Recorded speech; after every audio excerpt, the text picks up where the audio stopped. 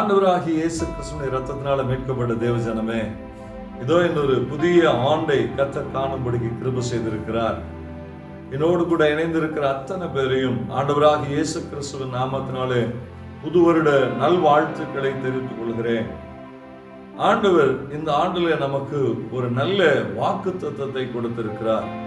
மல்கியா தீர்க்கதரிசன புஸ்தகம் 4ஆம் அதிகாரம் 2ஆம் வசனம் இப்படியே சொல்லுகிறது: ஆனாலும் என் நாமத்துக்கு பயந்திருக்கிற உங்கள் மேல் நீதியின் சூரியன் உதிக்கும், அதன் செட்டைகளின் கீழ் ஆரோக்கியம் இருக்கும்.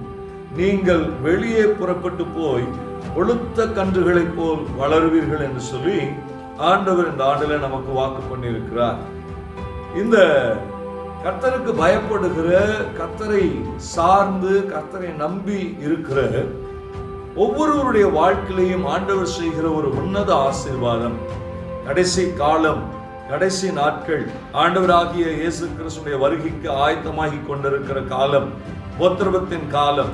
இப்படிப்பட்ட காலத்திலே கர்த்தருக்கு பயப்படுகிற மனுஷனுக்கு ஆண்டவராகிய தேவன் கொடுக்கிற ஒரு உன்னத ஆசீர்வாதம், நீதியின் சூரியன் அவர்கள் மேலே உதிக்கும். ஆண்டவராகிய இயேசு கிறிஸ்துவினுடைய நீதி அவர்கள் மேலே உண்டாகும்.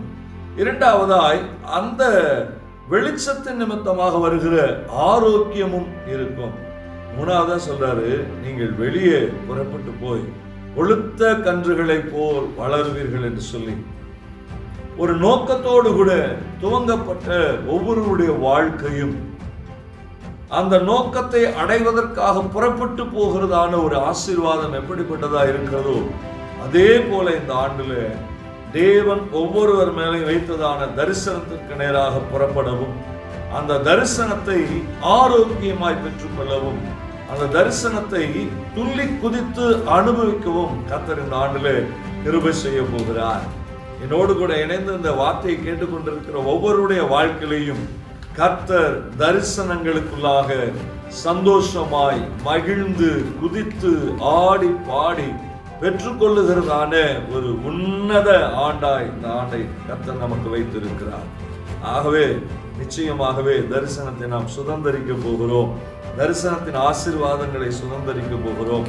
ஒவ்வொரு பேரிலேயும் பரலோகம் எழுதியிருக்கிறதான முழு காரியத்திற்குள்ளாக நம்மை கர்த்தர் இந்த ஆண்டில் நடத்த போகிறார். எல்லா சோர்வுகளும் மாறும். காரணம், தரிசனத்துக்குள்ளாக போகும்போது சந்தோஷம் மட்டுமே மிகுதியாயிருக்கும். எப்படி ஒரு இளம் காலை தன்னுடைய அடைக்கப்பட்டிருக்கிறதான தொழுவத்திலிருந்து வெளியே துள்ளி குதித்து அந்த அடைய வேண்டிய நோக்கத்தை அடைவதற்காக ஓடுகிறதோ, அதை போல ஆண்டவர் ஆகிய தேவன் நம்மை ஒரு அடைக்கப்பட்ட இடத்திலிருந்து ஒரு பாதுகாக்கப்பட்டதான ஒரு குறுகின இடத்திலிருந்து வெளியே, அதாவது தரிசனத்தை அடையும்படிக்கு துள்ளி குதித்து போய் எப்படி ஒரு பெரிய திட்டத்தை சென்றடைகிறதோ அதை போல நம்மையும் சென்றடையத்தக்கதாக கர்த்தர் இந்த ஆண்டில் கிருபை செய்ய போகிறார். ஆசீர்வாதத்தை சுதந்தரிக்க ஜெபிப்போமா?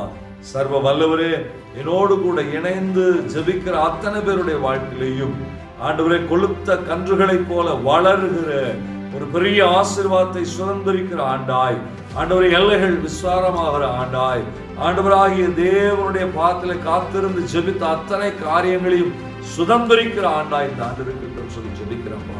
நீர் அப்படி செய்கிறதுக்காக மக்கள் நாங்கள் நன்றி செலுத்துகிறோம். நிச்சயமாகவே கர்த்தர் இந்த ஆசீர்வாதங்களை ஒவ்வொரு மேலையும் வைக்கிறதுக்காக மக்கள் இயேசு கிறிஸ்துவின் நாமத்தினாலே ஜெபிக்கிறோம் நல்ல பிதாவே. ஆமென், ஆமென். நிச்சயமாகவே கர்த்தர் இந்த ஆண்டிலே கொழுத்த கன்றுகளை போல வளர செய்வார். God bless you. God bless you.